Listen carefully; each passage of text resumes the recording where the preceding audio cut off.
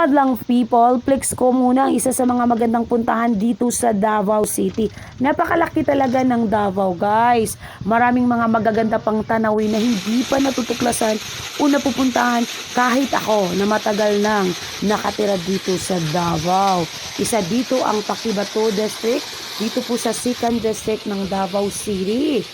Ang Paquibato District, meron itong 13 barangay at isa dito ang Malabog. Yan, Malabog Falls, napakaganda guys.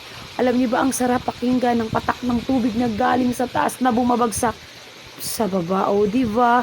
At meron din itong swimming pool. Ang tubig naman sa swimming pool galing din yan sa falls, o diba?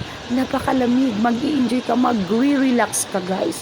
Syempre, kung ayaw nyo na sa syudad na medyo traffic, o diba, punta po kayo dito guys. Try nyo ang Malabog Falls dito po sa Paquibato.